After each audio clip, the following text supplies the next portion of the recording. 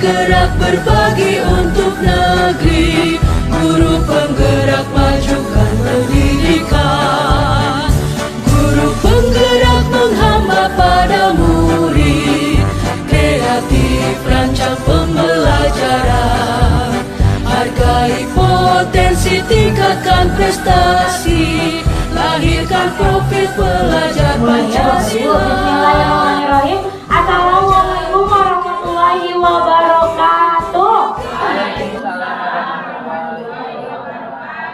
Ya, alhamdulillahirrabbilalamin. Terima kasih kepada Bapak Ibu guru semua yang sudah menyempatkan hadir di kegiatan hari ini, yaitu aksi nyata diseminasi budaya positif yang dilaksanakan oleh rekan-rekan kita ya, rekan-rekan dari CGP Angkatan 10. Ada dari Ibu Eva, Ibu Inatura, Ibu Nurhayati, Ibu Vini Ervina, dan dari Bapak Kepala Sekolah kita ya, Bapak Syarif Hendriana. Iya itu. Nah, sebelum kita mulai acara pada pagi hari ini, alangkah lebih baiknya kita mulai dengan membaca doa terlebih dahulu. Doa yang akan dipimpin oleh Ibu Nurul. Kepada Ibu Nurul dipersilakan.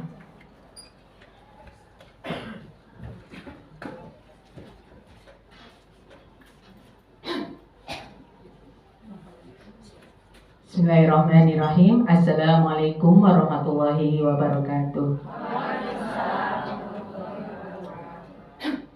Baik, Bapak Guru yang hebat, kita berdoa dulu sebelum kegiatan ini dimulai. Semoga dengan doa ini, kegiatan ini bermanfaat dan berkah. Amin. Bismillahirrahmanirrahim. Alhamdulillahirrabbilalamin. Wassallallahu ala sayyidina Muhammadin fil awalin wal akhirin wa fil ma'la ila yaumiddin wa ala alihi wa sahbihi wa sallim. Allahumma salli ala sayyidina Muhammadin bi'adadi rahmah. Allahumma aftah alaina ababal khair wa ababal barakah wa ababal ni'mah wa ababal syikhati wa ababal salamati wa ababal jannah. Allahumma afina min kulli bala'i dunya wa adabil akhirah wa asrif anna bihaqqil Qur'anil azim wa nabiyikal karim syarrud dunya wa syarralahum bi rahmatika ya arhamar rahimin. Rabbana zalamna anfusana wa illam taghfir lana wa tarhamna lanakunanna minal khasirin. Allahumma arinal haqqa haqqa warzuqna ittiba'ah wa arinal batila batila warzuqna tinabah. Rabbana min azwajina wa dzurriyyatina qurrata a'yun waj'alna lil muttaqina imama. Rabbana atina fid dunya hasanah wa fil akhirati hasanah wa qina adzabannar. Rabbana taqabbal minna innaka antas samiul alim wa tub 'alaina innaka tawwabur rahim. Wa sallallahu ala sayyidina Muhammadin wa ala alihi washabihi wasallim bi rahmatika ya arhamar rahimin. Walhamdulillahirabbil alamin. Al-Fatihah. A'udzubillahi minasyaitonir rajim. Bismillahirrahmanirrahim. Alhamdulillahirabbil alamin arrahmanirrahim maliki yaumiddin. Iyyaka na'budu wa iyyaka nasta'in. Ihdinas siratal mustaqim. Siratal ladzina an'amta 'alaihim ghairil maghdubi 'alaihim waladdallin. Amin. Rabbi fir lana wa li walidayya amin. Wassalamualaikum warahmatullahi wabarakatuh. Ya. Alhamdulillah, terima kasih kepada Ibu Nurul. Semoga dengan dibacakannya doa sebelum kegiatan hari ini membawa keberkahan bagi kita semua. Amin ya Allah ya Rabbal alamin. Selanjutnya adalah menyanyikan lagu Indonesia Raya yang akan dipimpin oleh Ibu Monika Putri, dan Bapak Ibu dipersilakan untuk berdiri.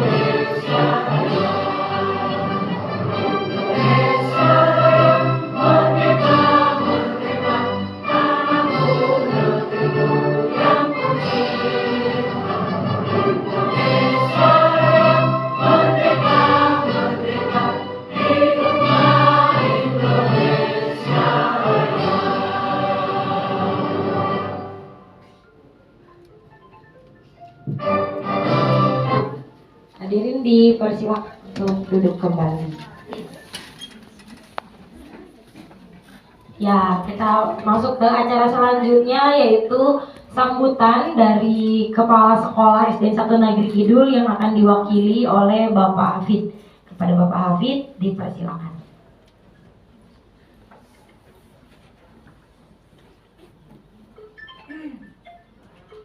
Bismillahirrahmanirrahim.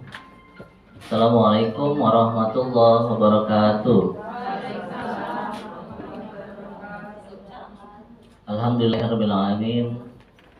Wassalatu wassalamu ala asrofil anbiya'i wal mursalin wa ala alihi washabihi ajmain. Rabbi shrah li sadri wa yassir li amri wahlul 'uqdatam min lisani yafqahu qawli. Amma ba'du. Yang terhormat Bapak Ibu guru SDN 1 Negeri Kidul yang hari ini bisa hadir dalam kegiatan aksi nyata diseminasi budaya positif, yang saya banggakan kepada rekan saya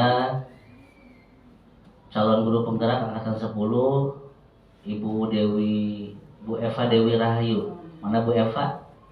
Ya, terus yang kedua Bu Inatura Cindy ada. Ya, Bu Nur Hayati ada. Ya, Bu Vini, ada Bu Vini. Ya. Hari ini Bapak Ibu, kita berbahagia bisa berkumpul silaturahmi. Sebelumnya saya sampaikan mohon maaf dari Bapak Kepala Sekolah, hari ini tidak bisa hadir karena ada kegiatan yang tidak bisa ditinggalkan. Bapak Ibu yang saya hormati, kegiatan hari ini sangat banyak manfaatnya untuk kita sebagai pendidik, ya, terutama tentang budaya positif yang harus kita terapkan di sekolah, ya, khususnya di lingkungan kelas. Ada banyak materi yang akan disampaikan nanti, ya, tentang budaya positif ini. Jadi saya berharap untuk Bapak Ibu hari ini kita laksanakan kegiatan ini dengan baik. Nanti kita praktekkan, kita terapkan di kelas kita masing-masing. Itu saja yang bisa saya sampaikan. Mohon maaf apabila ada kekurangan. Wabillahi taufiq wal hidayah. Assalamualaikum warahmatullahi wabarakatuh.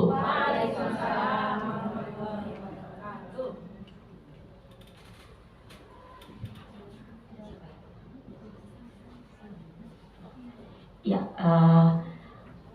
kita beralih ke acara inti ya Bapak Ibu ya. Gitu. Tapi sebelum kita beralih ke acara inti, kita ice breaking dulu bagaimana ya? Coba kita yang gampang aja ya ice breakingnya. Ini coba ada semangat dung-dung, namanya udah pernah dengar belum ini Bapak Ibu nih? Semangat dung-dung. Dang dang dang dang dang. Ding ding ding ding ding. Dung dung dung dung dung. Hap. Gitu. Saya apa ya? Ya, semangat dung dung, dang dang dang dang dang, ding ding ding ding ding, dung dung dung dung dung, hap, aha aha, hap, aha aha, iya. Tepuk tangan dong Pak Yusuf. Oke, siap. Bersemangat sekali ya, bersemangat sekali untuk mendapatkan materi ini ya Bapak Ibu ya. Oke, kita langsung ke inti acara. Itu pematerian yang pertama ya, yaitu akan disampaikan oleh Ibu Eva Dewi Rahayu. Kepada Ibu Eva dipersilakan. Semangat Ibu Eva.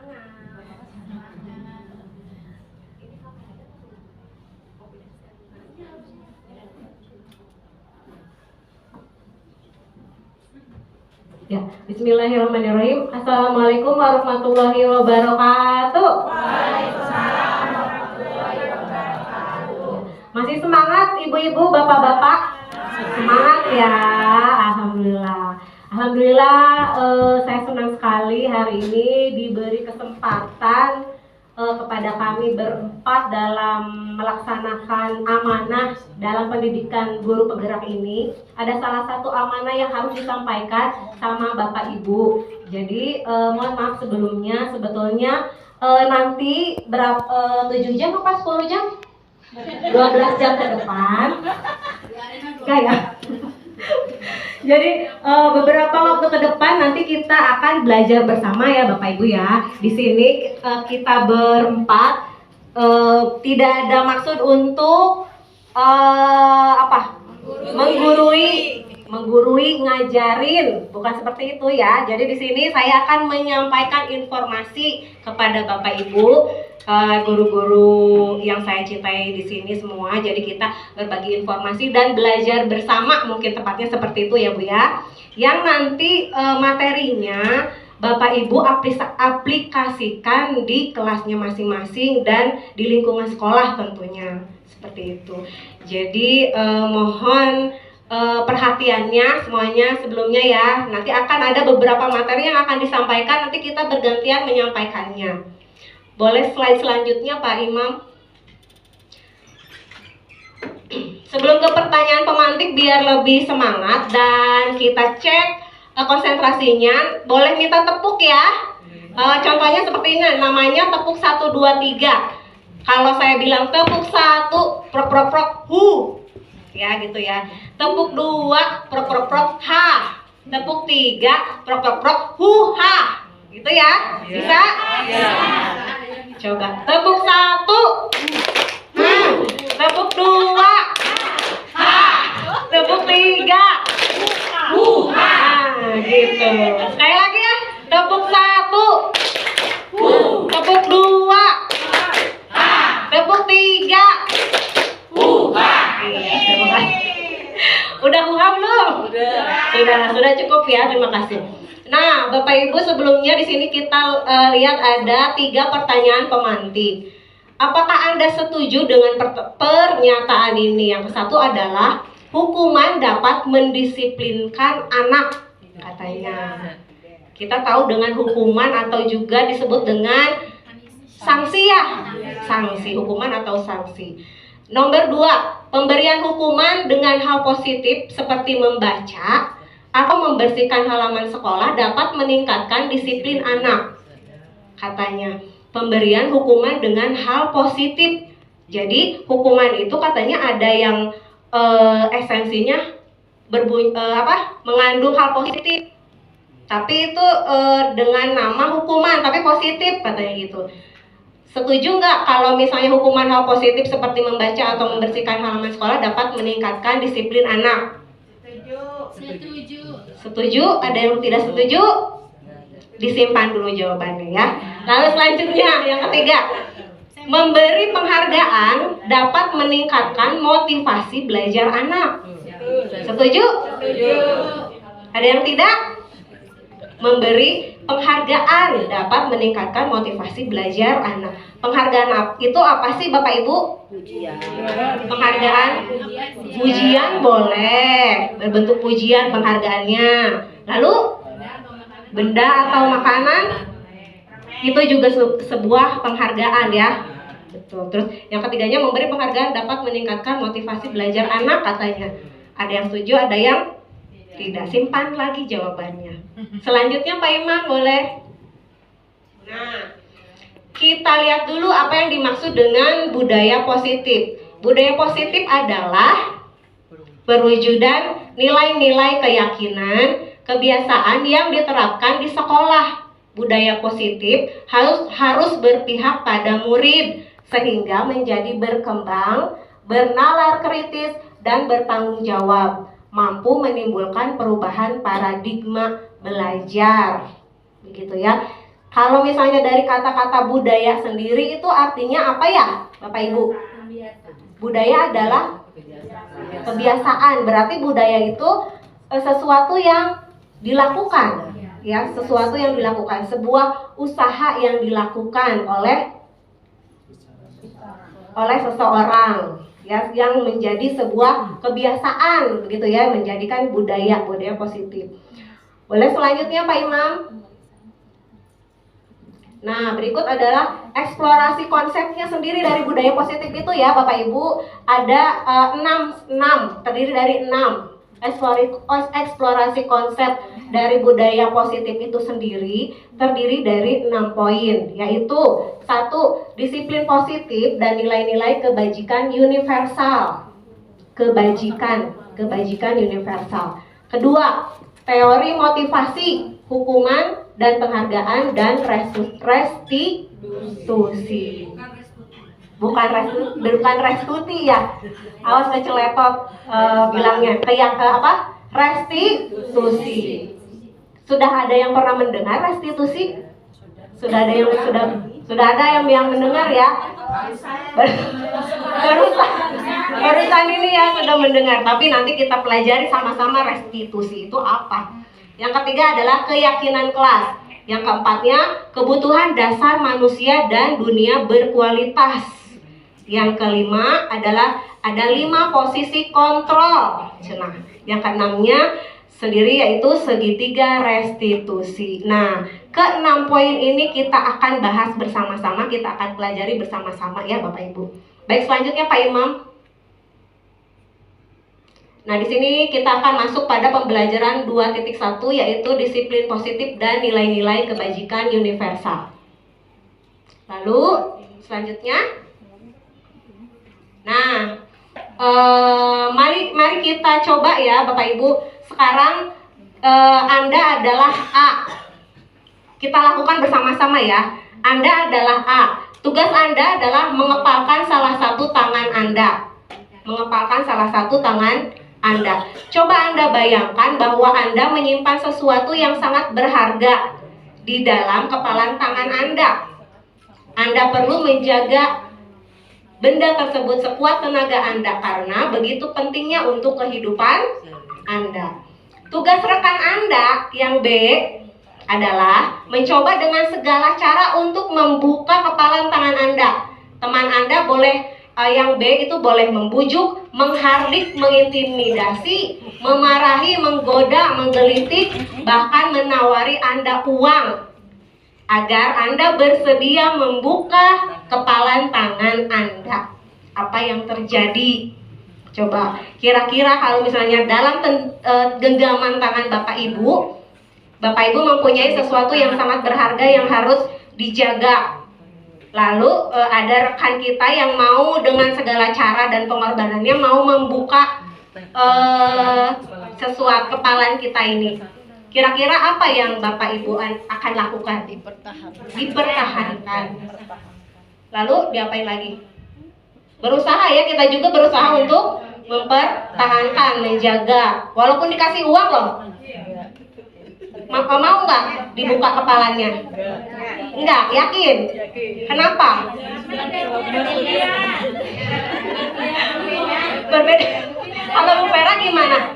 Kalau Bu Vera akan menjaga juga ya. Lalu ada yang lain Bu Raida? Ada dua kemungkinan. Menurut saya pribadi, Ya. begitu berharganya bagi saya pribadi, saya akan mempertahankan walaupun sekuat apa bujukan, godaan, sama iming-imingnya. Iya. Tapi kalau untuk semua manusia kemungkinan ada dua, yaitu tadi saya tergantung satu kekuatan pertahanan si A. Kita. Yang kedua tergantung bujukan rewardnya si B. Jadi pada intinya gimana bujukannya juga ya. Berarti goyang dong ya. Kalau gitu ya bisa digoyangkan dengan tergantung bujukannya seperti itu ya. Oh gitu. Kalau misalnya lagi meme sekarang yang lagi rame sih katanya gini, kalau misalnya ada duit 2 miliar mau tukeran sama suaminya, mau tukar 2 miliar. Suami cina gitu. Pernah lihat TikTok gitu nggak Bapak Ibu?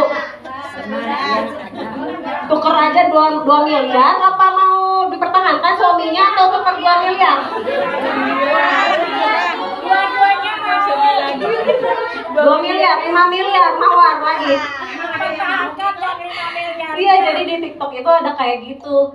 Jadi saking apanya cina ya, jadi saking mumetnya kali apa, saking apanya ya. Ya, jadi makanya ada 2 pandangan ya. Iya gitu. Apakah suaminya layak ditukar dengan hanya 2 miliar? Ataukah jangan dipertahankan saja? Dibuang saja. Jadi tergantung pada apa itu namanya ya? Tergantung pada mental kita. Iya, katanya itu dinamakan kontrol diri kita, katanya itu disebut kontrol diri kita. Coba kita lihat slide selanjutnya Pak Imam. Nah, namanya ada ilusi kontrol Bapak Ibu. Ilusi kontrol itu ada berapa poin itu? 4 ya.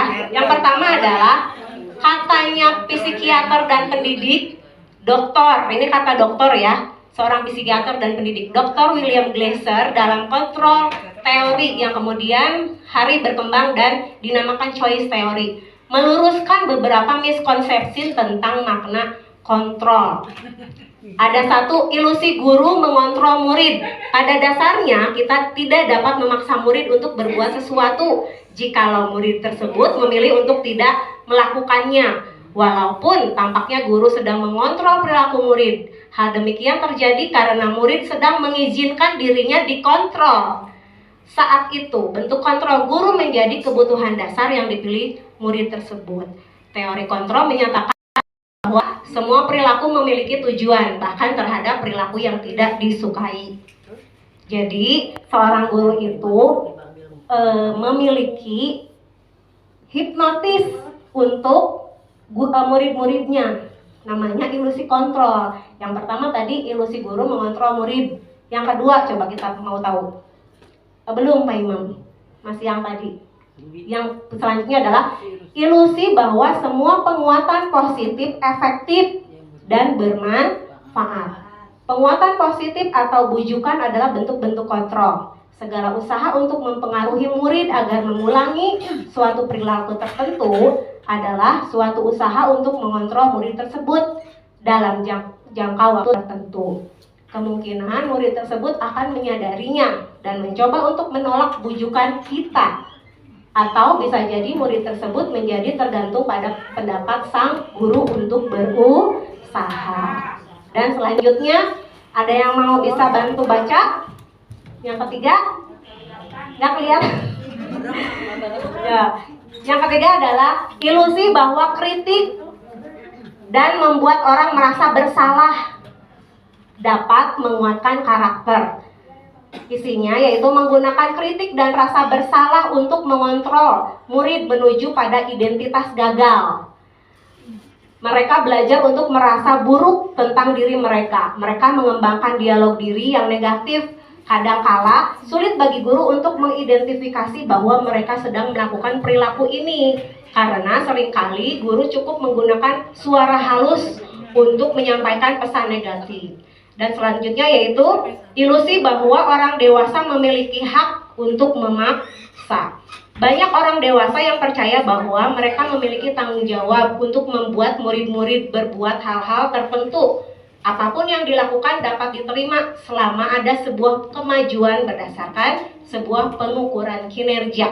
Pada saat itu pula orang dewasa akan menyadari bahwa perilaku memaksa tidak akan efektif untuk jangka waktu panjang.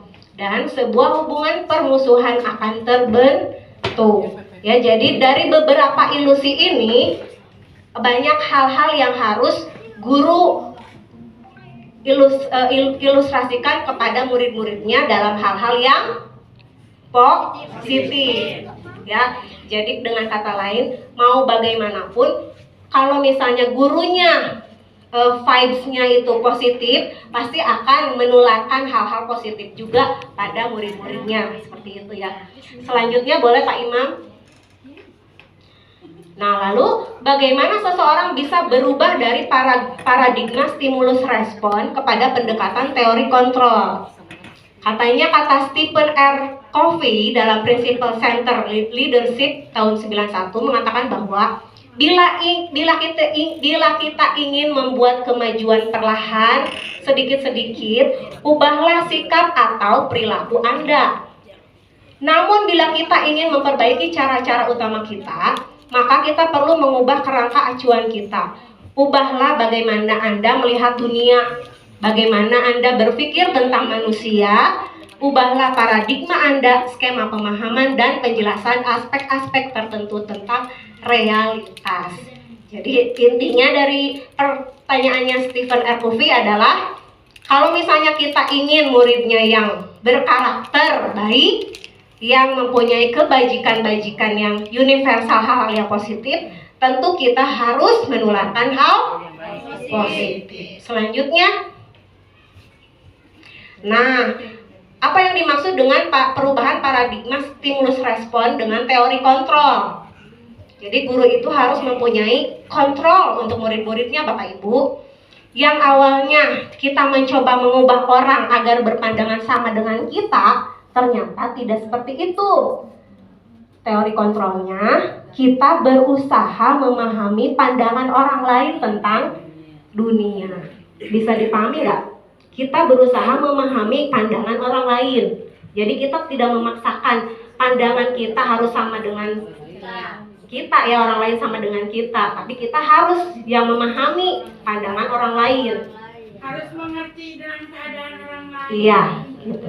Lalu selanjutnya, perilaku buruk dilihat sebagai suatu kesalahan. Kita anggapnya begitu ya. Melakukan hal buruk adalah kesalahan. Udah titik, gitu kan? Fatal. Kesalahan berarti kesalahan yaitu sesuatu yang buruk gitu, udah ya. Ternyata semua perilaku memiliki tujuan. Ya, Bapak Ibu. Selanjutnya, orang lain bisa mengontrol saya. Katanya yang ketiga. Teori kontrolnya, hanya Anda yang bisa mengontrol diri Anda. Ya, hanya Anda lah yang bisa mengontrol diri Anda. Selanjutnya, saya bisa mengontrol orang lain. Kebalikannya, teori kontrolnya adalah Anda tidak bisa mengontrol orang lain. Kebalikannya ya. Jadi saling kalau gitu ya. Iya, saya hanya diri saya yang bisa mengontrol diri saya, tapi saya tidak bisa mengontrol orang lain. Begitu juga orang lain. Orang lain juga berhak untuk mengontrol dirinya sendiri. Tapi dia pun tidak bisa mengontrol saya, ya, gitu ya. Pemaksaan ada pada saat bujukan gagal. Kalau kita membujuknya gagal, berarti kita harus memaksa. Saat itu kemarin ya, kayak gitu kita berpikirnya. Kalau nanti mah kolaborasi dan konsensus atau kesepakatan menciptakan pilihan-pilihan baru. Jadi kalau kita gagal membujuk, lakukanlah apa? Kesepakatan. Berkolaborasi dulu untuk menciptakan kesepakatan. Dan terakhir adalah model berpikir menang atau kalah. Kemarin, kalau nggak menang berarti saya kalah. Kalau saya kalah berarti kalau dia menang berarti saya kalah. Kalau saya kalah berarti dia gitu ya kemarin. Ternyata teori kontrolnya adalah berpikir menang-menang. Jadi tidak ada yang kalah, berarti tidak ada yang dirugikan. Seperti itu. Lanjut. Nah, sekarang kita bahas tentang nilai-nilai kebajikan universal. Kebajikan. Ada yang tahu Pak Budi kebajikan? Kebajikan adalah sesuatu yang baik, kebajikan, kebaikan. Ada yang lain? Pendapatnya kebajikan. Kita sering dengan kata-kata kebajikan dari guru kita, dari guru Sunggokong. Banyak kebajikan gitu ya dari guru. Kemuliaan akhlak, bajik, bijak, baik gitu ya. Universal? Universal, seluruhnya. Ya, global. Apa ya kebajikan universal itu? Nilai-nilai kebajikan adalah sifat-sifat positif manusia yang merupakan tujuan mulia yang ingin dicapai setiap individu. Nilai-nilai tersebut bersifat universal, lintas bahasa, suku, bangsa, agama maupun latar belakang. Jadi tidak memandang ras, tidak memandang agama, tidak memandang suku. Semua kebajikan itu berlaku. Ya, tidak memandang ras, tidak memandang suku. Lalu katanya poinnya adalah setiap perilaku atau perbuatan memiliki suatu tujuan, kata Dr. William Glasser pada teori kontrol 84. Selanjutnya, dengan mengaitkan nilai-nilai kebajikan yang diyakini seseorang, maka motivasi intrinsiknya akan terbangun sehingga menggerakkan motivasi dari dalam untuk dapat mencapai tujuan mulia yang diinginkan. Lalu, nilai-nilai kebajikan yang ingin dicapai oleh setiap anak Indonesia kita kenal dengan profil pelajar Pancasila yang ada 6 itu, yaitu beriman, bertakwa, berkebinakaan global, gotong royong, mandiri, kreatif, dan bernalar kritis. Nah, itu tujuannya. Karena kita seorang pendidik, otomatis harus sejalan dengan tujuan pendidikan di Indonesia, yaitu yang anak Indonesia yang apa? Yang sesuai dengan profil belajar Pancasila. Lanjut. Sudah ditinggal. Lanjutnya adalah pembelajaran 2.2 nanti akan disampaikan oleh Ibu Cindy ya, Bu Cindy. Segitu dulu yang dapat saya sampaikan. Mudah-mudahan dapat bermanfaat dan dapat dipahami oleh Bapak Ibu semua. Selanjutnya materi akan disampaikan oleh Ibu Ina. Ibu Ina dipersilakan. Iya, alhamdulillahirabbil alamin. Tepuk tangan dulu dong untuk Ibu Eva yang luar biasa pemaparannya hari ini ya. Terima kasih Bu Eva. Iya. Gimana? Masih semangat untuk mendengarkan Ibu Bapak Guru? Masih ya. Coba tadi kata Bu Eva ada tepuk ya, Bu Eva. Tepuk 1 dulu, kita mau tes dulu ya. Nah, ini udah mulai on. Ya, kita tepuk dulu ya. Tepuk 1.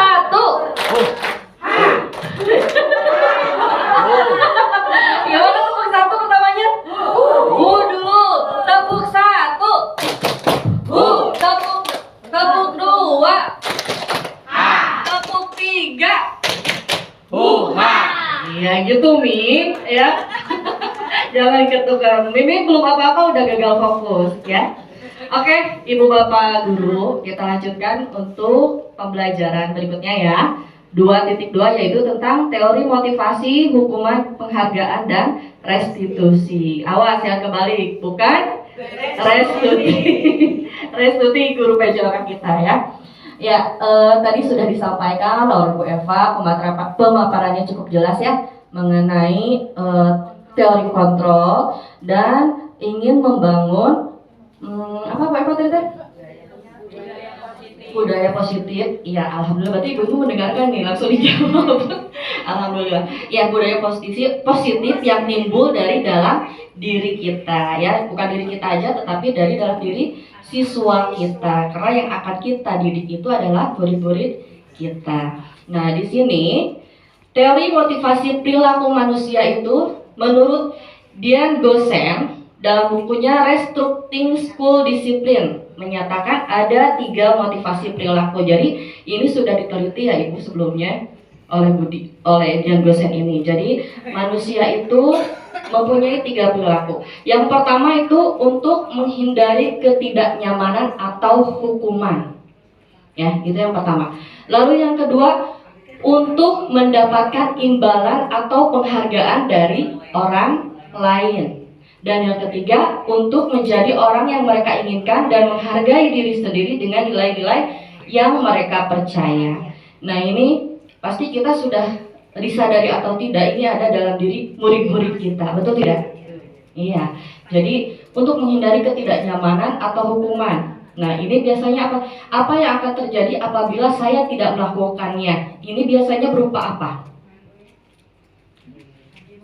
Apa yang akan terjadi apabila saya tidak melakukan? Biasanya ini berdasarkan dari peraturan yang sudah ditentukan ya. Biasanya kalau ada aturan, kalau kita tidak melakukan sesuatu maka akan dihukum. Nah, padahal ini tuh akan membuat si anak ini tidak nyaman ya. Yang ada malah apa? Si anak itu lebih agresif.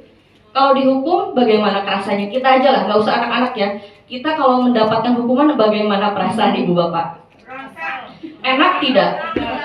Malu tidak? Nah, begitulah perasaan anak-anak kita ketika anak-anak pun mendapatkan hukuman dari gurunya. Bukan menjadi lebih baik, tapi malah jadi agresif dalam dirinya, ingin berontak. Cuma karena ada aturan, mereka jadi takut.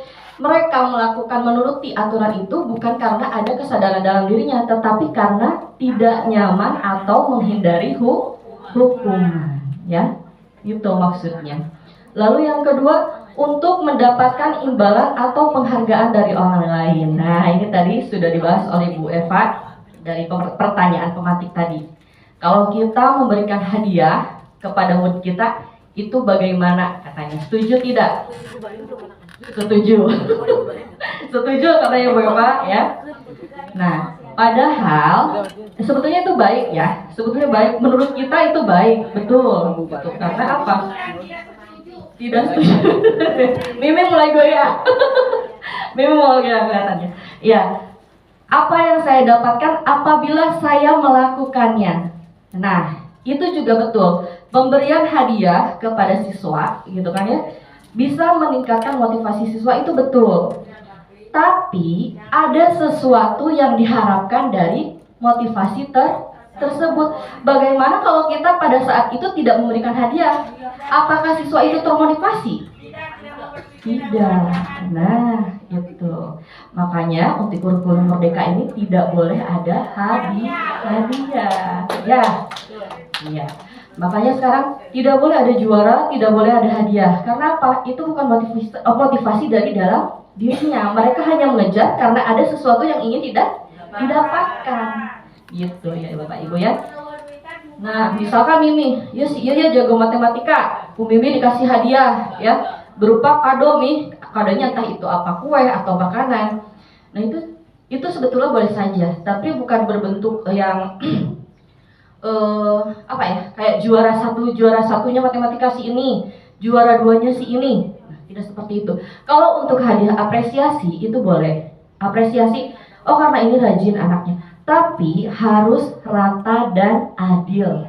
Kalau misalkan di situ ada 30 siswa, berikan adil, seadil-adilnya. Jangan sampai ada yang merasa dirugikan. Oh, saya mah tidak juara, saya merasa bodoh. Jangan sampai seperti itu ya. Kasihan. Karena apa? Betul. Yang tidak mendapatkan juara akan merasa apa? Semakin minder. Semakin tidak ada motivasi. Untuk yang sudah juara ya senang-senang aja ya, dapat hadiah. Tapi untuk coba kita perhatikan untuk siswa yang lainnya. Apakah mereka akan mendapatkan motivasi seperti itu? Tidak. Yang nilainya rendah akan menaik tidak? Tidak. Karena apa? Mereka sudah terlalu minder.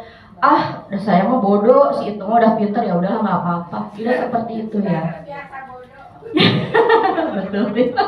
Ya, makanya sebisa mungkin kalau 30 siswa sok kasih semuanya. Apalah, mau itu nanti penghargaannya, apresiasinya ya. Kita sebut apresiasi ya, bukan juara, tapi apresiasi. Berikan 30-an anaknya. Sok badai coklat hiji ewang misalkan ya, coklatos kayak gitu atau coki-coki. Gak apa-apa, sebutkan aja ini apresiasi dari ibu, hadiahnya karena kamu rajin ya. Neng Monik ya, ini karena rajin tiket. Nah seperti itu bagus Neng, itu memotivasi yang lainnya ya. Karena disiplin gitu. Tapi jangan pernah memberikan atau melabel dengan bahasa juara 1, nilai terbesar. Nah itu lebih bikin drop anak-anak yang lainnya. Jadi tadi yang seperti Bu Eva sampaikan, teori kontrol, merasakan apa yang dirasakan oleh orang lain ya. Jadi bagaimana posisi kita seperti itu, begitulah siswa kita juga manusia bukan? Manusia ya, punya perasaan, punya hati juga. Ketika mereka bukan intimidasi ya, dibedakan, maka akan timbul dalam dirinya ketidaknyamanan ya. Gitu. Lalu yang ketiga, untuk menjadi orang yang mereka inginkan dan menghargai diri sendiri dengan nilai-nilai yang mereka percaya. Nah, ini saya akan menjadi orang yang seperti apa bila saya melakukannya, ya. Nah, ini berarti ada timbul rasa dari dalam dirinya, ya. Nah, kalau misalkan anak atau siswa melakukan kesalahan dan maka tadi kan tidak boleh kita memberikan hukuman ya Bu ya. Hukuman itu kan mendapat anak kita menjadi lebih minder gitu ya, merasa berontak seperti itu. Nah, takut melakukan. Nah kalau ini kita harus menimbulkan dalam dirinya siswa itu ingin memperbaiki dirinya. Siapa yang tugasnya harus melakukan seperti itu? Ibu, bapak, guru. Jadi lah misalkan ayah anak-anak Bu salah, tong disusulan heula, tong akan ditegur, panggil dulu, tanya dulu. Kamu misalkan di sini ada siswa yang nakal, ya, ngejailan teman-temannya sampai misalkan berdarah. Nah, kata Bu Ice, ada si Rido, gitu. Rido luar biasa ya, seperti kita ketahui muridnya luar biasa. Nah, salah satunya jangan pernah diberikan hukuman, Bu. Kita kan tidak tahu sebenarnya anak itu melakukan hal tersebut karena apa. Betul tidak? Ayo datang-datang, Ido ikut naon udah dikieukeun, ditonjok sama kamu sampai berdarah. Tanpa tahu bagaimana rekonstruksi ceritanya seperti apa. Kronologinya seperti apa. Nah, harusnya bagaimana? Kita panggil Ido dengan anak tersebut, tanya. Coba Ido, ini jelaskan kenapa seperti ini. Ibu tahu kamu seperti ini pasti ada alasannya. Kita kan tidak tahu anak tersebut di rumahnya bagaimana, ya kan? Apakah dia kurang perhatian sehingga sama temannya cari perhatian ya? Atau karena mungkin temannya juga cari masalah dengan Ido? Nah, itulah tugas guru. Berat emang tugas guru. Ya, selain administrasi ada hal-hal yang harus diperhatikan setiap anak yang harus kita perhatikan. Nah itu, jadi ketika anak melakukan kesalahan, jangan kita memberikan hukuman dulu, tapi tanya penyebabnya. Lalu bagaimana cara untuk memperbaikinya? Bagaimana tanggung jawab dia untuk memperbaiki kesalahan tersebut gitu. Nah sekarang Ido kalau misalkan temannya sampai berdarah seperti ini, kamu harus bagaimana sama temannya? Gitu. Nanti biar dia sendiri.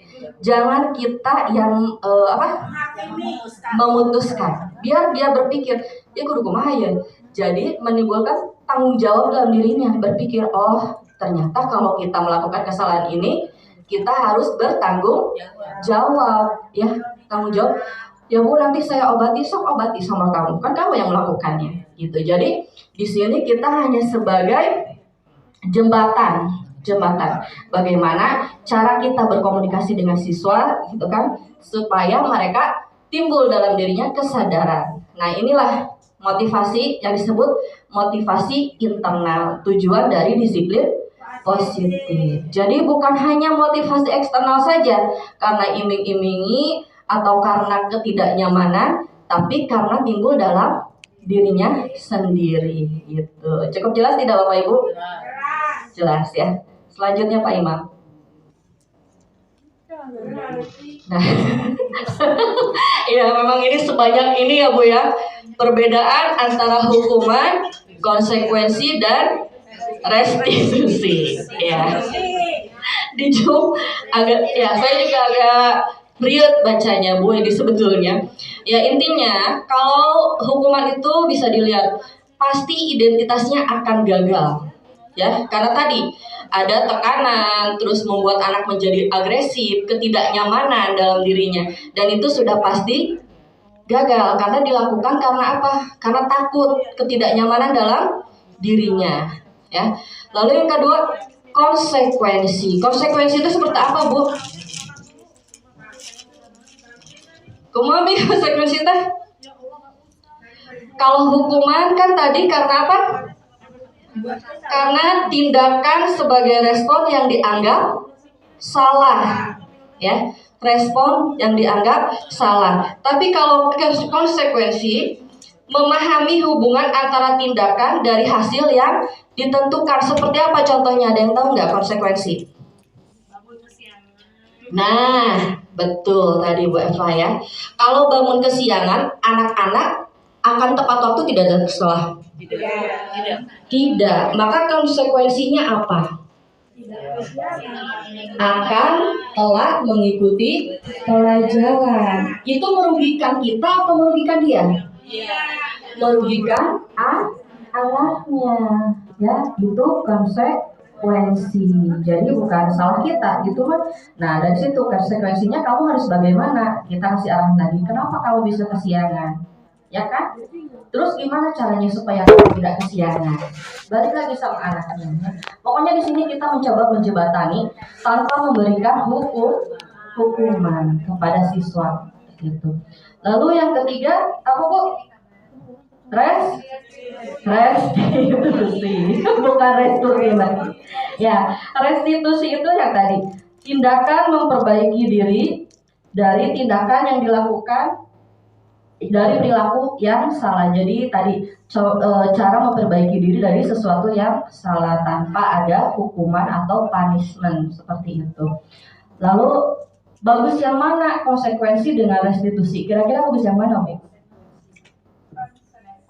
Apa Bu? Konsekuensi? Yang mana? Restitusi. Ya, rada susah ya bahasanya. Iya, sebetulnya dua-duanya baik ya. Tapi kalau konsekuensi itu ada responnya positif dan negatif. Jadi kalau untuk konsekuensi itu hanya jangka pendek. Tapi kalau restitusi ini akan berdampak jangka panjang karena betul akan berhubungan dengan dirinya sendiri. Nanti berhubungan dengan tanggung jawab dia gitu. Cara memperbaiki bukan hanya takut, tapi bukan hanya sesaat ini saja, tapi untuk berkelanjutannya dia menjadi bisa mengolah dalam dirinya sendiri gitu. Selanjutnya Pak. Nah ini ada bagan, kita isi sama-sama ya Bu ya.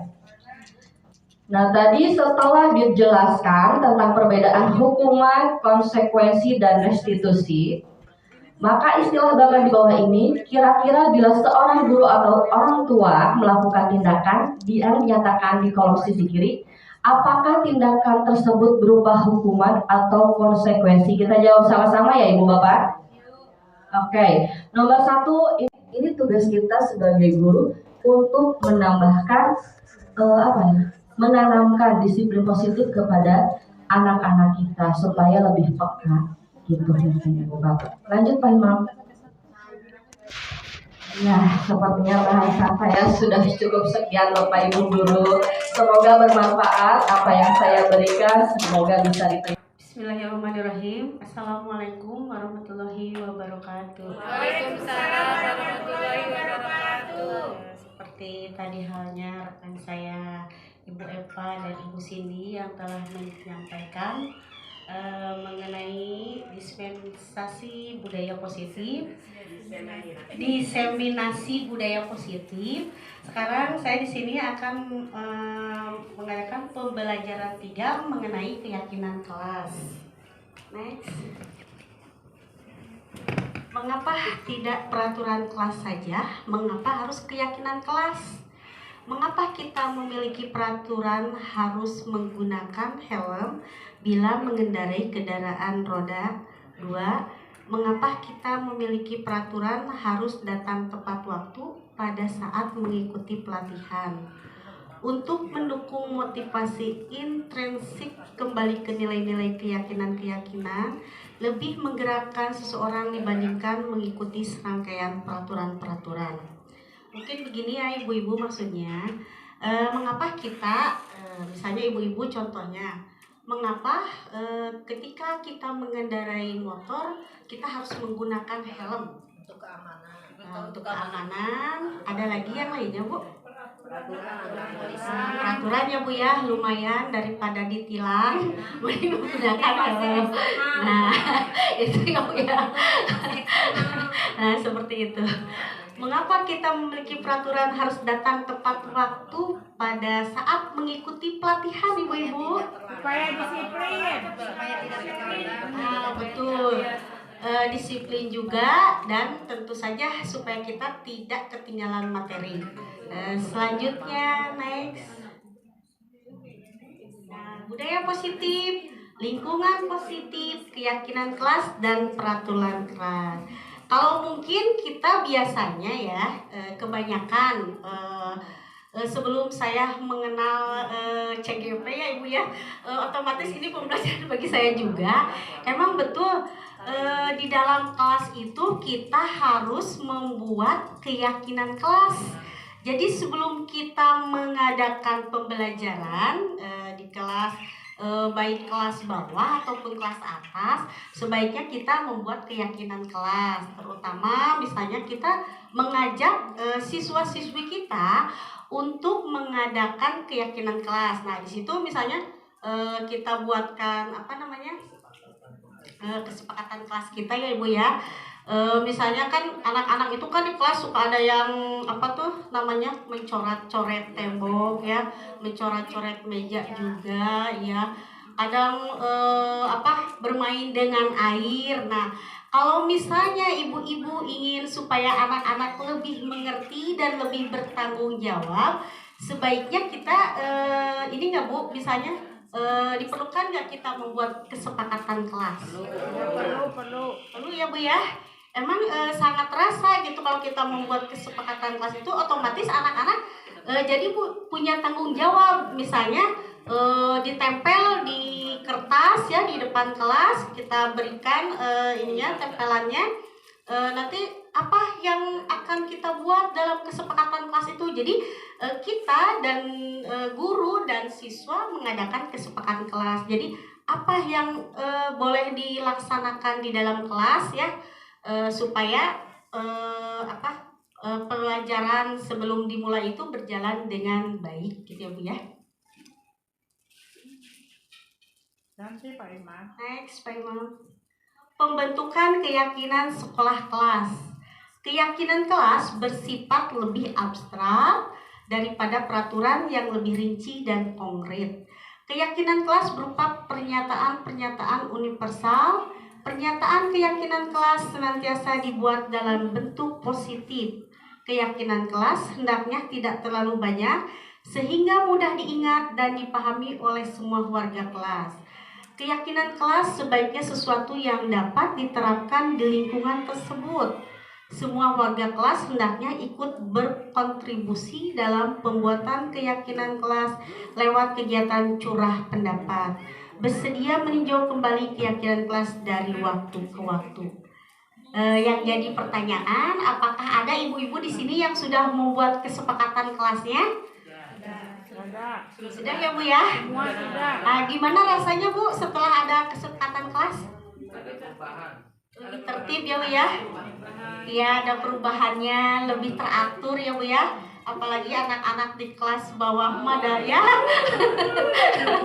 Apa ya Bu ya? Ya, jadi pas ada ini mah kan anak-anak tuh pas belajar tuh ayo ada kesepakatan kelas apa tuh? Poinnya apa gitu ya Bu ya? Ya, yang buat mereka sendiri khususnya, mungkin mereka juga pasti lagi belajar tidak boleh berlari-lari gitu ya Bu ya, suka ada yang gitu kan ya Bu ya. Ataupun jangan suka bermain air nanti licin gitu ya. Ya next Pak Imam. Nah, ini peraturan dan keyakinan kelas. Selalu kembalikan buku ke tempatnya. Udah diisi.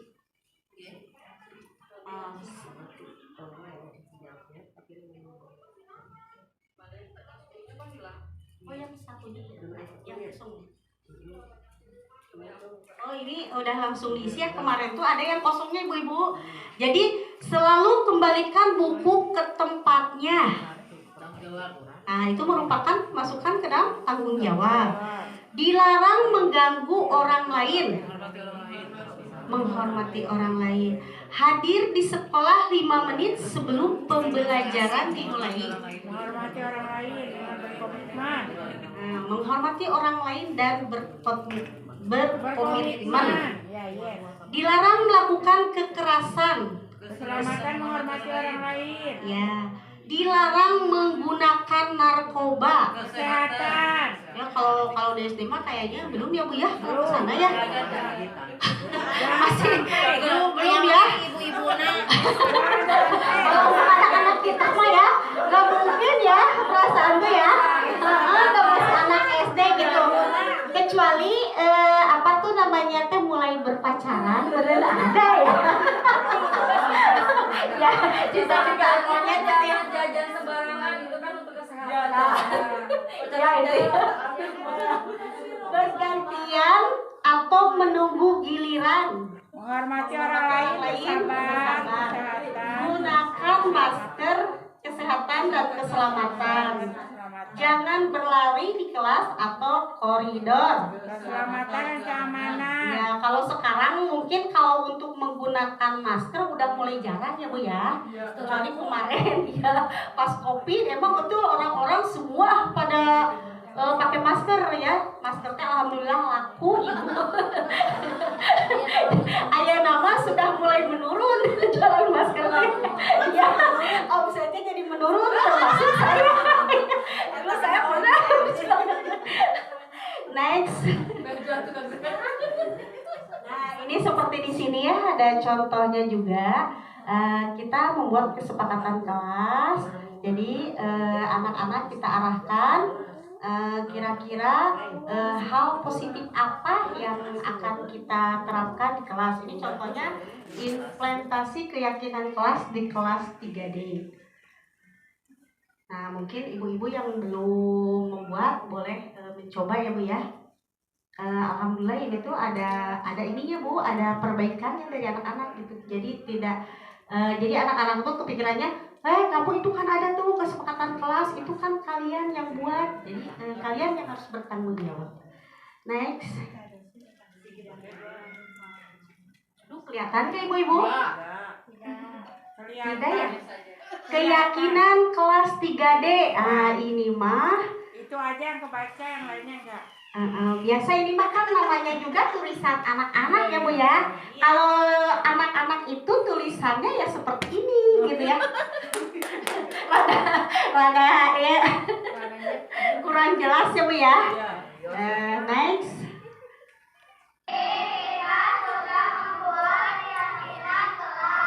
Nah, ini responnya ibu-ibu.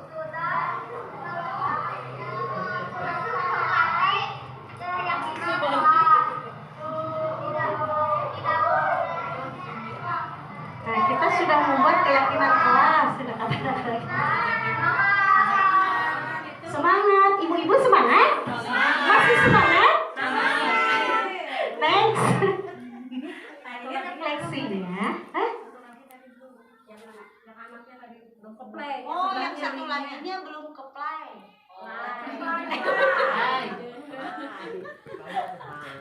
Nah, ini yang satu yang sebelahnya.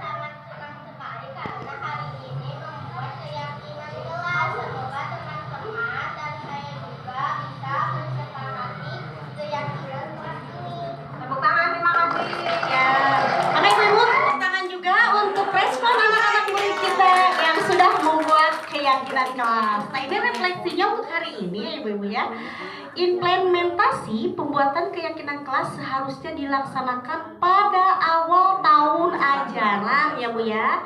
Jadi sebelumnya itu kita sudah membuat programnya ya Ibu ya.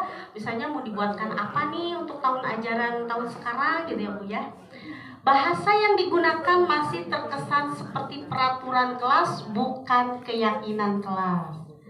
Rencana perbaikan untuk implementasi ke depan, pembuatan keyakinan kelas dilaksanakan pada awal tahun ajaran. Bahasa yang digunakan lebih berfokus pada keyakinan kelas.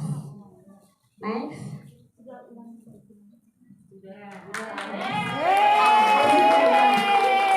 Gini Ibu, itu tadi ya pembelajaran ketiga yang saya sampaikan.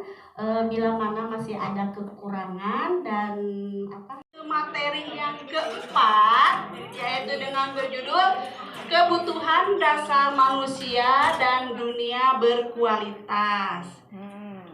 Ini akan menjelaskan tentang bagaimana kebutuhan dasar kita sebagai manusia dan dunia yang berkualitas. Tapi sebelum berlanjut kita ice breaking dulu ya. Boleh. Biar tidak ngantuk. Soalnya ini sudah lumayan masuk ke materi keempat dan materi akan disampaikan ada 6 materi. Jadi mohon ibu-ibu yang soleha dan cantik-cantik berdiri sebentar. Kita akan bermain tentang ganjil dan genap. Karena ibu-ibu di sini mungkin sudah pinter semua ya, namanya juga ibu guru. Kalau ganjil, angka ganjil dan angka genap mungkin bisa ya. Tapi tolong berpasangan berdua-berdua. Yang tidak punya pasangan dimohon mencari pasangannya. Karena yang jomblo itu tidak laku.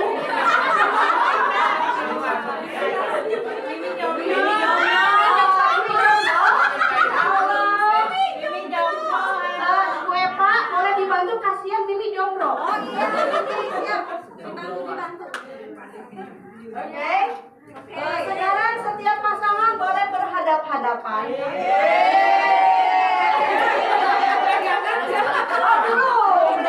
Tangan yang kiri simpan di belakang. Tangan yang kanan simpan di depan kayak mau salaman tapi jangan kena. Ya, sekarang kalian ibu bapak guru, ibu guru boleh berpilih dulu mana yang mau ganjil, mana yang mau genap pasangannya. Mau ganjil atau genap? Genap. Ya, boleh. Tapi sebelumnya boleh ya, saya bertanya dulu. Kalau 3 ganjil genap. Kalau pintar sekali. Kalau 8? Alhamdulillah lulusnya semua. Oke, sekarang permainannya tatap mata temannya. Terus kalau saya bilang angka yang ganjil, ya. Nah, yang ganjil itu harus menangkap tangan yang genap. Ya, yang genap jangan sampai ditangkap, jangan kalah cepat. Kalau ketangkap kalah berarti. Ya. Siap ya? Kita latihan dulu ya. 7.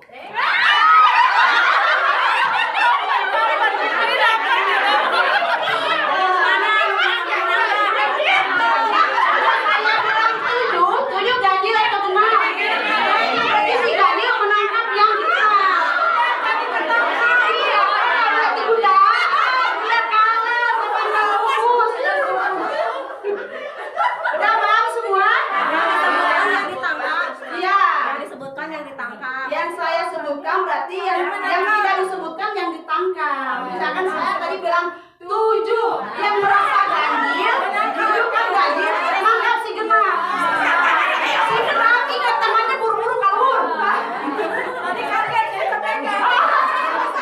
Tapi harus konsentrasi. Siap. Oke. 4.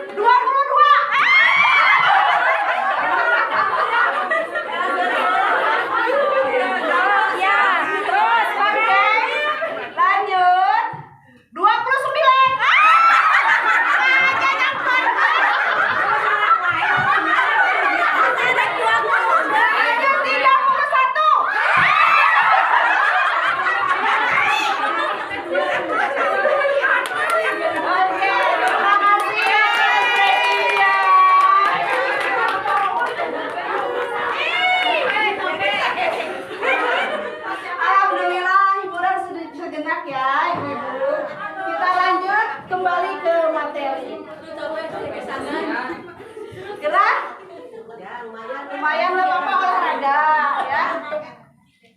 Pembelajaran keempat, kebutuhan dasar manusia dan dunia berkualitas. Pak Imam boleh dilanjut? Saya juga capek.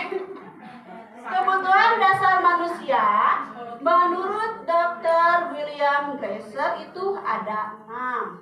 Oke. Karena sekarang kurikulum merdeka, kita bebas merdeka berpendapat. Jadi di sini tidak ada salah, tidak ada benar, ya. Bebas berpendapat. Kebutuhan dasar manusia ada 6, yaitu pertama bertahan hidup. Boleh disebutkan contoh dari bertahan hidup apa? Makan, betul. Apalagi? Minum. Boleh. Apalagi? Sehat. Olahraga. Bermain. Bersenang-senang. Jalan-jalan. Apa Bu Siti? Healing. Oh, healing. Oke, itu menurut pendapat dari Ibu guru semua. Kita lanjut. Kasih sayang dan rasa diterima. Boleh memberikan contohnya apa? Kasih sayang dan rasa diterima. Kasih duit. Oh iya.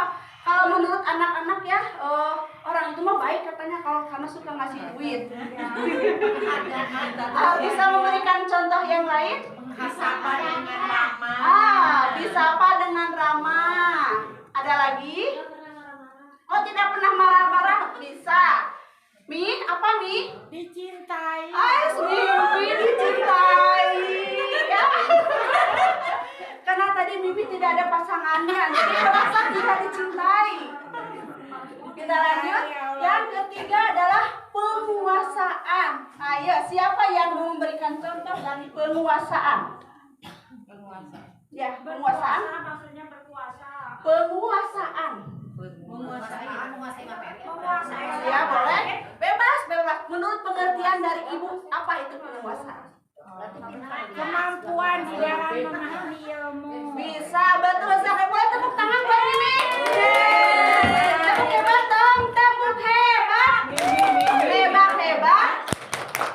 Hebat. Mimi hebat. Benar sekali ya. Dia enggak. Yang ketiga adalah kebebasan. Boleh, apa itu kebebasan? Bebas berpikir. Bebas berpikir bisa, bebas berpendapat bisa. Apalagi? Bebas belajar. Itu jangkos mungkin ya. Apalagi kebebasan? Belajar. Bersenang-senang. Dari tadi perasaan Ibu senang.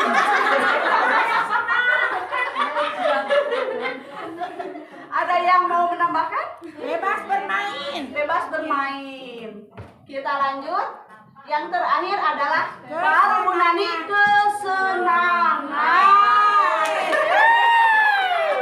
Bisa dicontohkan contoh dari kesenangan apa? Menyalurkan hobi. Benar sekali. Bagus. Apalagi? Healing. Kesenangan ya, kita bersenang-senang. Healing. Ada lagi? Menikmati hidup di cara Shopping, betul sekali. Ibu guru yang suka shopping itu suka hati kita jadi senang sekali, ya. Tapi kalau shoppingnya di tanggal muda, nah itu kita dapat TP ya. Oke, kita lanjut Pak Imam. Kita akan jelaskan. Tadi kan menurut pendapat Bapak Ibu, sekarang arti dari yang sesungguhnya. Tapi pendapat Ibu semua betul ya. Tepuk tangan dulu buat ibu-ibu semua. Lanjut. Nah, kebutuhan bertahan hidup. Kebutuhan bertahan hidup adalah kebutuhan yang bersifat psikologis untuk bertahan hidup, misalnya kesehatan. Tadi siapa yang menjawab kesehatan? Mimi lagi, tepuk tangan dong Mimi. Kesehatan, rumah, dan makanan. Ya, itu contoh dari kebutuhan untuk bertahan hidup. Sekarang, kasih sayang dan rasa diterima. Kebutuhan atau untuk diterima. Dari kebutuhan ini termasuk ke psikologis.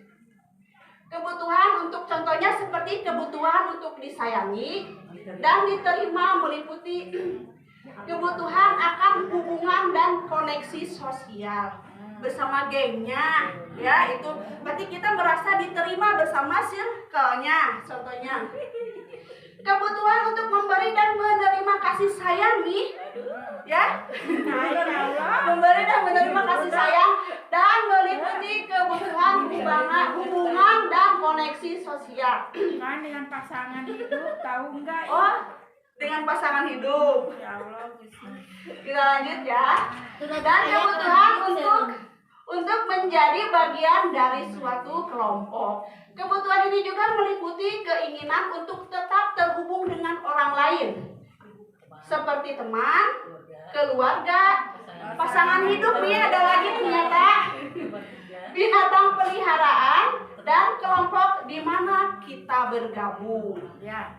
Yang ketiga adalah nih penguasaan. Tadi mungkin masih ada yang belum paham apa itu penguasaan. Penguasaan adalah kebutuhan pengakuan atas kemampuan. Kebutuhan ini berhubungan dengan kekuatan untuk mencapai sesuatu, menjadi kompeten, menjadi terampil, diakui atas prestasi dan keterampilan kita, didengarkan dan memiliki rasa harga diri. Kebutuhan ini meliputi keinginan untuk dianggap berharga, bisa membuat perbedaan, bisa membuat pencapaian, kompeten, diakui, dihormati. Ini meliputi self-esteem dan keinginan untuk meninggalkan pengaruh. Yang keempat adalah kebebasan, kebutuhan akan pilihan. Kebutuhan untuk kebebasan adalah kebutuhan akan kemandirian, otonomi, memiliki pilihan, dan mampu mengendalikan arah hidup seseorang. Anak-anak dengan kebutuhan kebebasan yang tinggi menginginkan pilihan mereka perlu banyak bergerak, suka mencoba-coba, tidak terlalu terpengaruh orang lain, dan senang membuat hal-hal yang baru dan menarik. Yang terakhir adalah kesenangan atau kebutuhan untuk merasa senang. Kalau ini mungkin sudah paham semua ya yang namanya kesenangan. Kebutuhan akan kesenangan adalah kebutuhan untuk mencari kesenangan, yaitu seperti bermain dan tertawa. betul kan bermain? Iya betul, Mimi memang pintar sekali. Terima kasih buat Mimi. Bisa dilanjut? Lanjut. Dunia berkualitas. Mungkin ini capaiannya luas ya. Dunia berkualitas. Dunia berkualitas Anda adalah tempat khusus dalam pikiran Anda. Tempat Anda menyimpan gambaran, representasi dari semua yang Anda inginkan.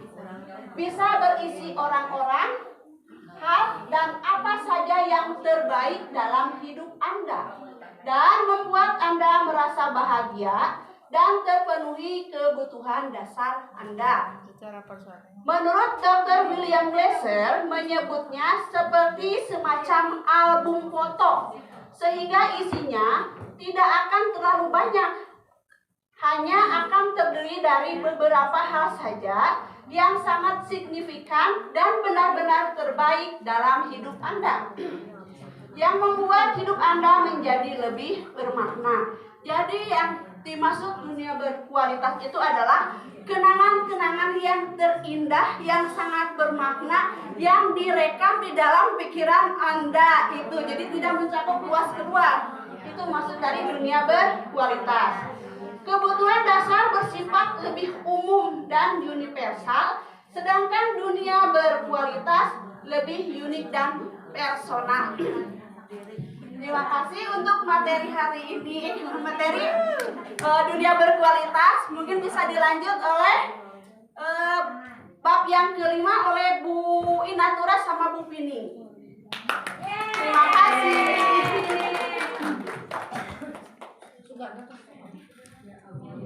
Oke, tepuk tangannya sekali lagi Bapak Ibu. Luar biasa pemaparannya ya dari Ibu Nurti. Selanjutnya Pak Budi, ini ntar dulu. Nah, untuk pembelajaran selanjutnya yaitu pembelajaran 5 mengenai restitusi 5 posisi kontrol. Ini masih berhubungan dengan yang tadi saya jelaskan ya.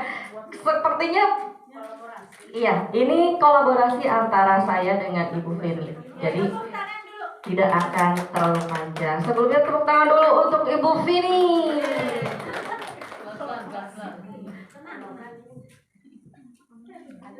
Ibu-ibu semangat. Karena berhubung tadi saya tidak membuat es breaking, saya membuat es breaking. Karena ibu berkenan nyuhunkeun ieu berdiri sadayana.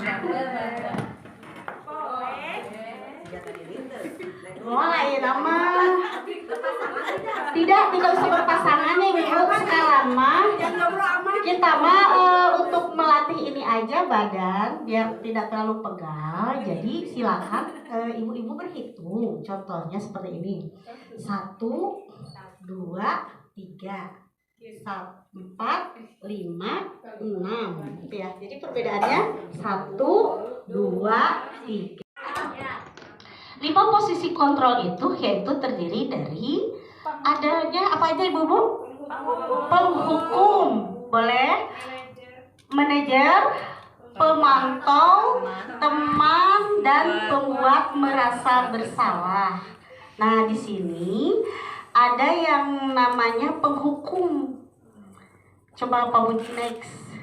Nah, di sini kita akan membuat pertanyaannya seperti ini. Saya kecewa sekali dengan kamu. Membuat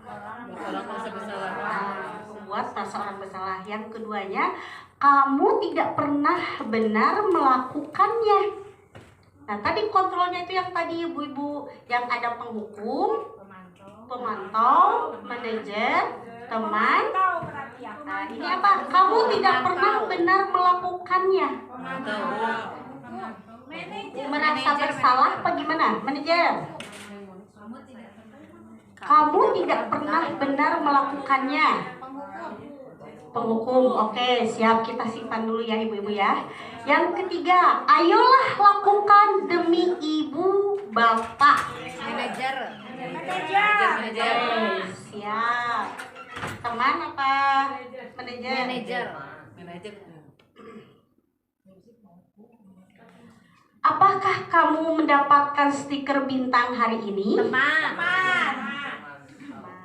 Bagaimana kamu bisa menyelesaikan masalah ini? Manajer. Kamu selalu yang paling terakhir. Pemantau. Coba kita ibu-ibu kita lihat ya jawabannya sama tidak. Next. Ternyata ada yang salah tidak Bu? Ada ya. Jadi kamu tidak pernah benar melakukannya, penghukum. Ayolah lakukan demi ibu bapak, teman ya ibu. Apakah kamu mau mendapatkan stiker bintang hari ini? Pemantau. Bagaimana kamu bisa menyelesaikan masalah ini?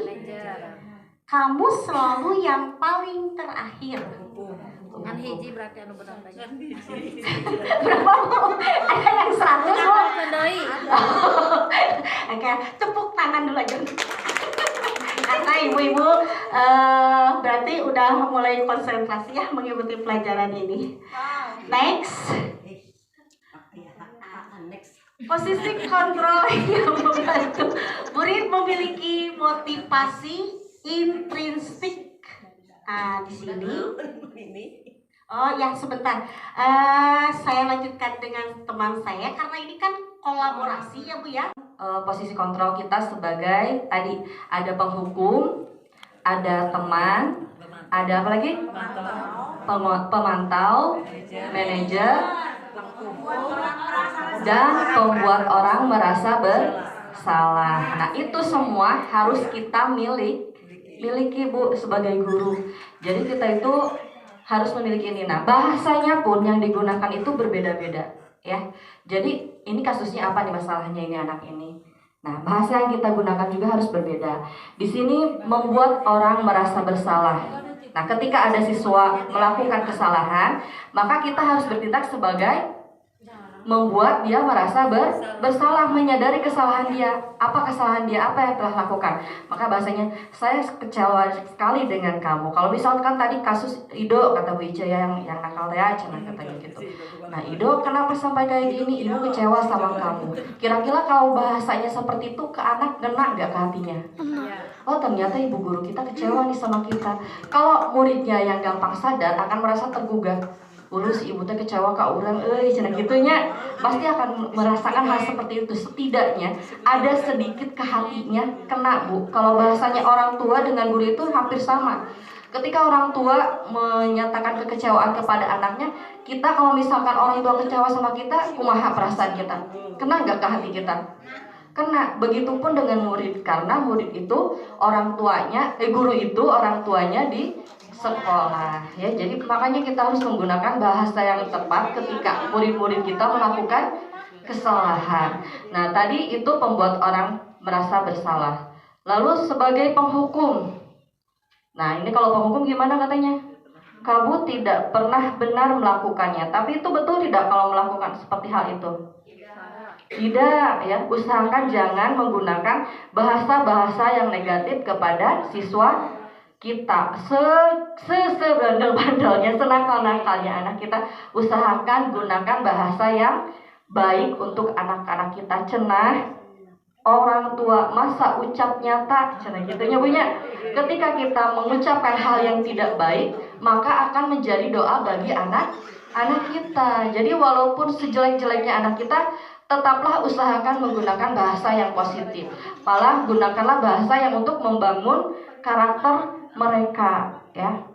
Lalu sebagai teman. Nah, ini tadi sebagai teman. Ayo lakukan demi ibu bapak. Nah, kalau ketika mereka melakukan kesalahan, cobalah ya, jangan seperti ini. Minimal kamu mau melakukannya demi ibu guru atau orang tua kalian. Kasihan yang menyekolahkan kalian gitu kan. Nah, itu insya Allah hatinya akan merasa tergugah gitu. Biasanya seperti itu. Dan memang treatmentnya tidak hanya cukup sekali, Bu ya. Kalau yang udah nakalnya luar biasa, itu treatmentnya bukan hanya sekali, tapi harus sering diajak berkonsultasi gitu. Lalu apakah kamu mau mendapatkan stiker bintang hari ini? Nah, ini sebagai pemantau. Yang tadi ini salah satu apresiasi ya. Kalau apresiasi tidak apa-apa, berbeda dengan tadi yang juara-juaraan, karena ini bukan lomba ya. Kalau lomba mendapatkan juara itu wajar ya, Bu ya. Tapi kalau dalam belajar itu apresiasi.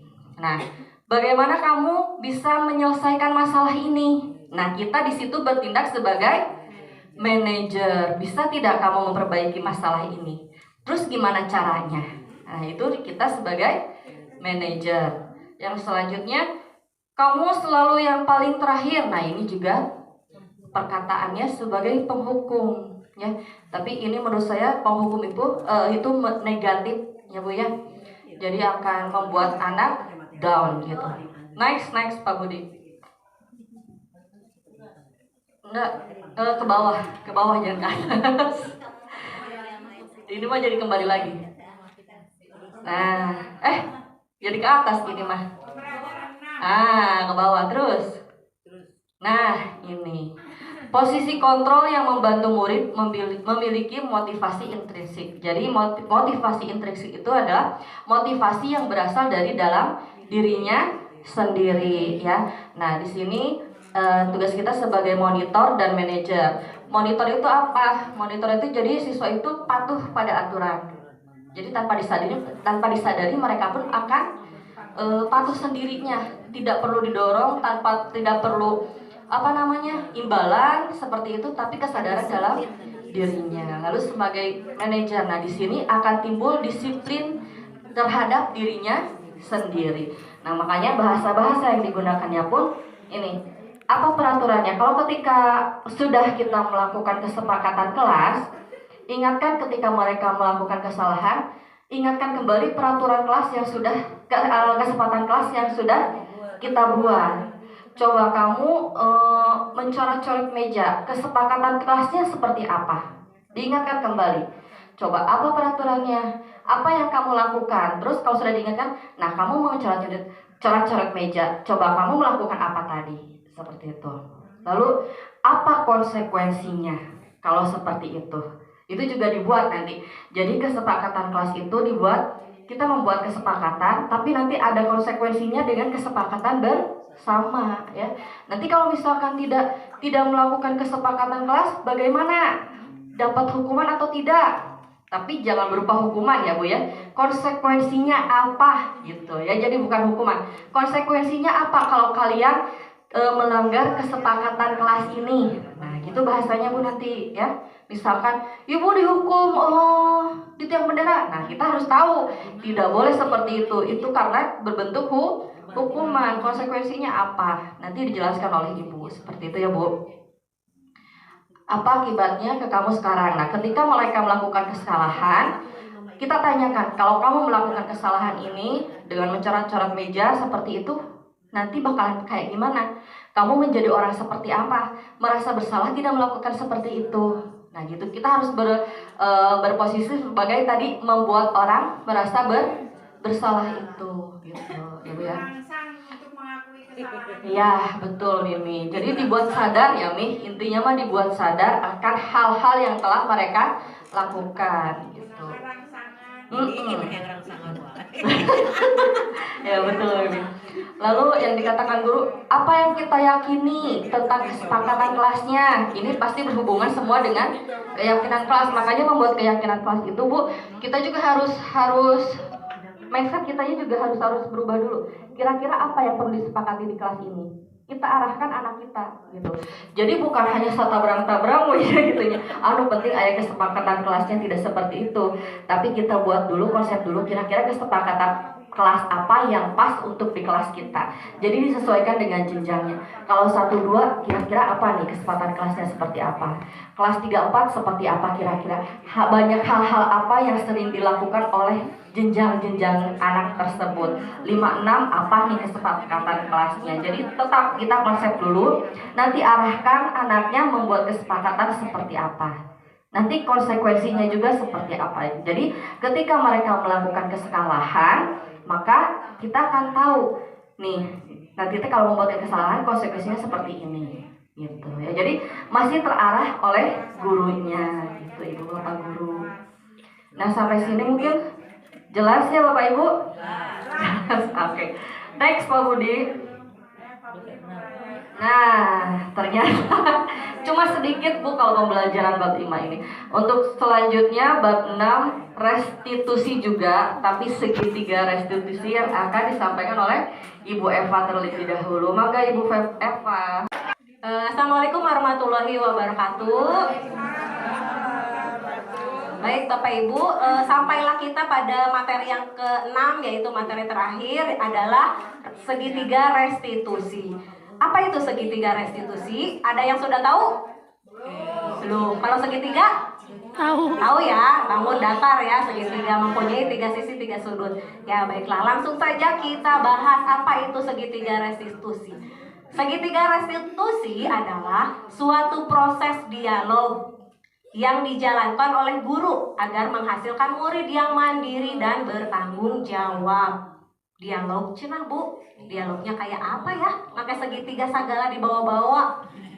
Saat guru pada posisi manajer, aspek yang dikembangkan adalah motivasi intrinsiknya. Jadi yang tadi di poin kedua ya Ibu Sim dikatakan adalah perilaku manusia itu berperilaku manusia itu ada yang ditimbulkan dari motivasi intrinsik dan motivasi ekstrinsik. Ekstrinsik itu tadi apa? Ada yang masih ingat? Adalah hal-hal yang dari luar, bukan dari diri sendiri. Jadi tidak didasari dari dirinya sendiri.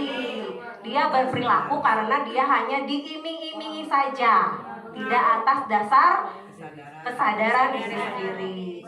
Dan kita sebagai guru, goalnya adalah mengharapkan anak yang berkarakter, yang mempunyai perilaku yang tercipta dari motivasi intrinsiknya gitu ya Bapak Ibu, goalnya itu.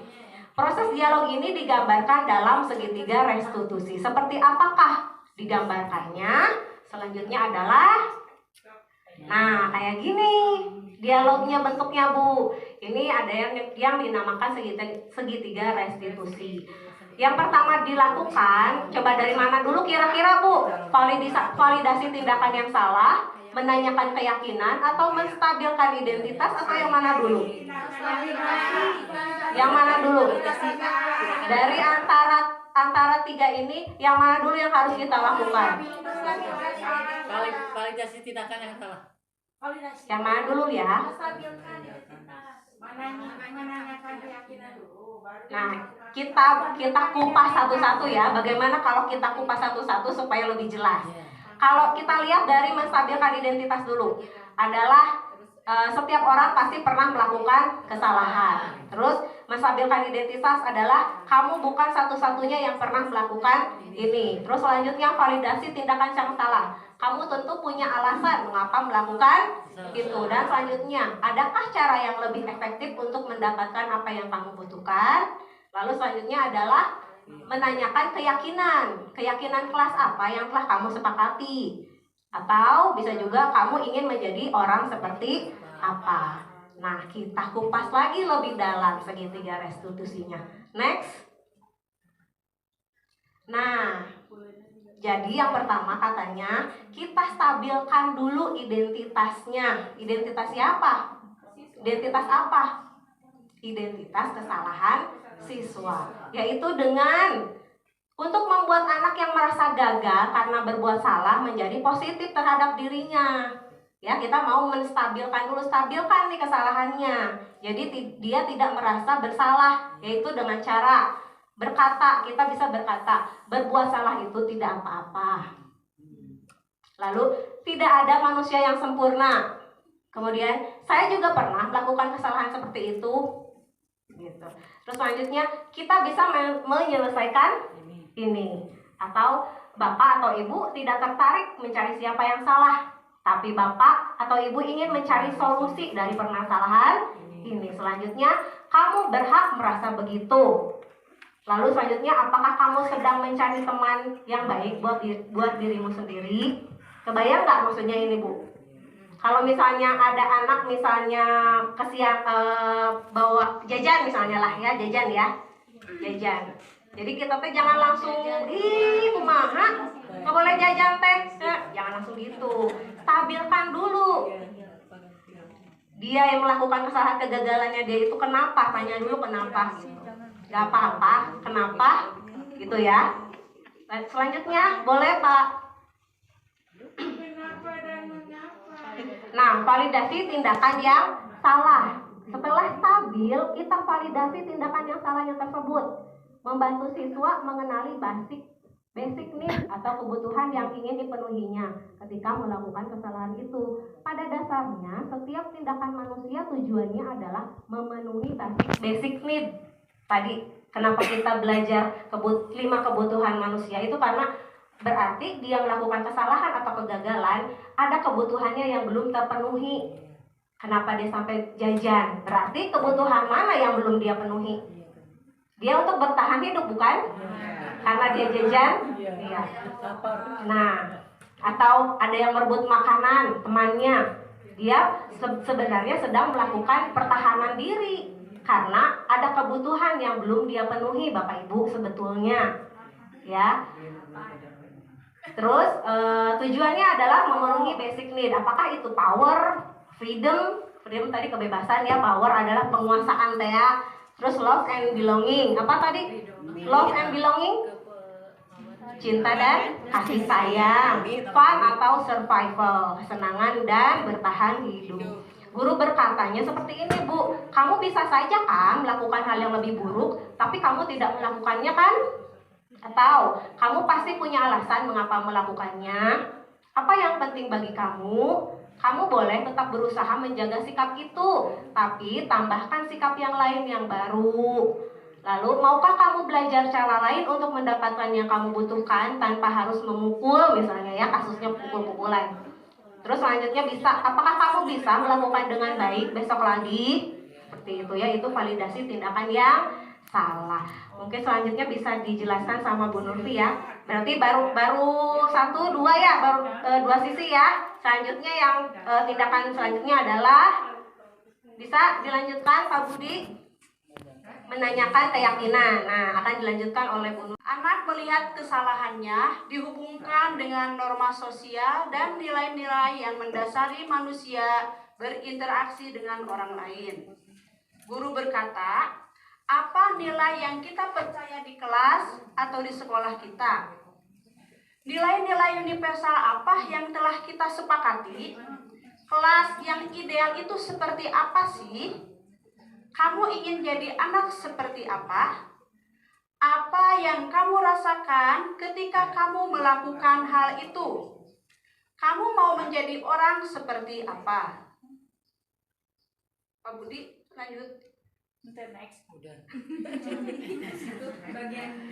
Tugas mandiri. Nah, ini kita akan sedikit bercerita ya.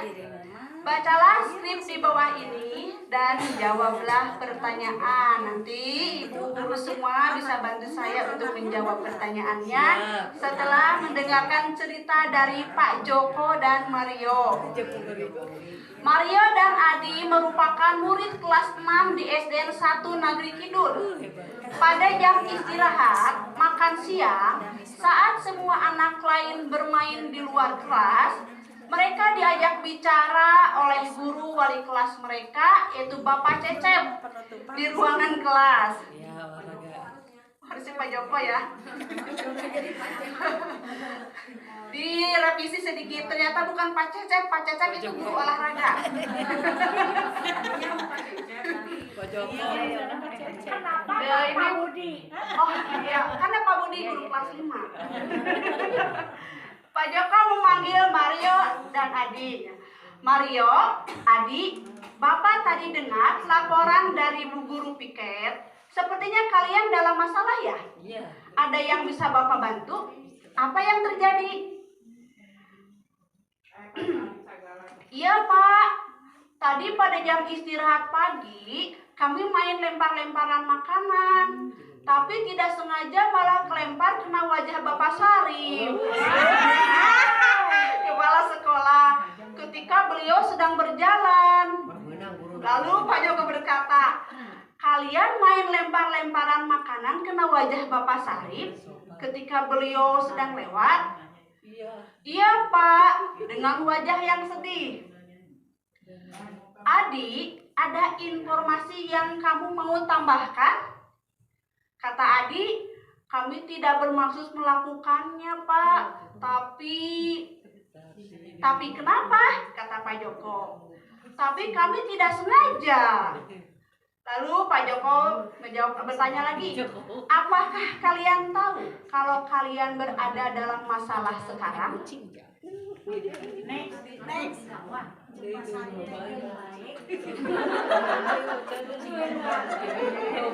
Mario dan Adi menjawab iya. Kata Pak Joko, baiklah, Bapak di sini bukan mencari siapa yang salah. Bapak di sini untuk mencari penyelesaian sama-sama, berpikir sama-sama tentang apa yang bisa kita lakukan untuk memperbaiki situasi ini. Kalian melakukan itu ada alasannya ya?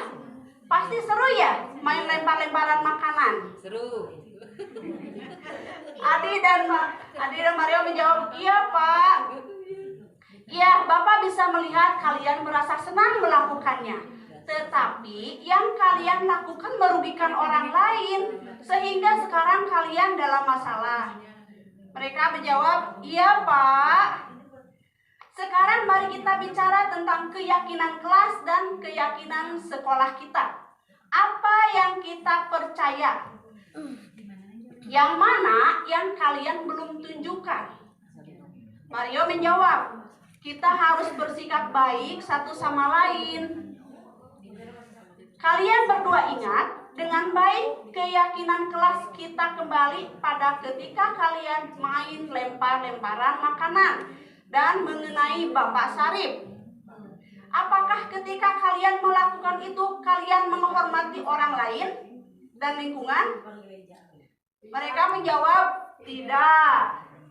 Tapi kalian mendapatkan rasa senang. Menurut Bapak, ada cara yang mendapatkan rasa senang tanpa merugikan orang lain. Bagaimana menurut kalian? Iya Pak, kata mereka. Nah, sekarang mari kita selalu mengindahkan keyakinan kelas kita. Besok kita ke kantin dan kalian bisa berperilaku yang lebih baik lagi. Setelah 3 tahap itu dilakukan, guru dapat menanyakan pada anak-anak apa yang ingin mereka lakukan untuk memperbaiki situasi ini. Disinilah restitusi dapat dilakukan. Kemudian next. Tugas kita semua mungkin. Dari 5 posisi kontrol, posisi mana yang dipraktekkan oleh guru? Siapa yang bisa menjelaskan? Dari kelima posisi kontrol tadi, posisi mana yang dipraktekkan oleh guru atau Pak Joko? Teman. Oh, tadi. Ya, yang tadi saya ceritakan. Teman dan manajer.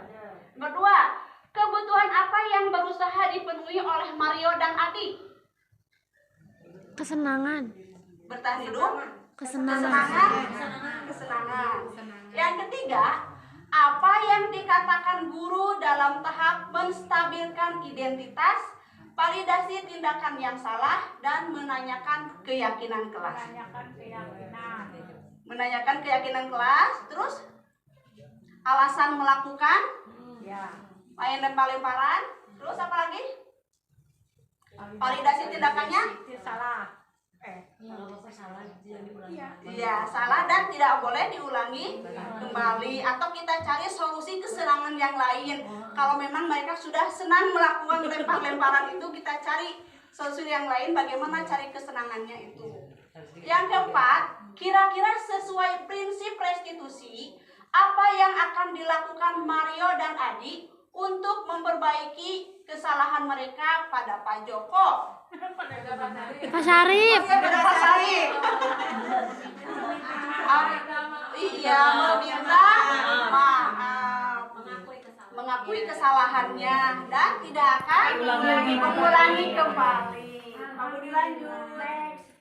Alhamdulillah, salam dan bahagia buat ibu-ibu guru semua. Terima kasih atas waktunya.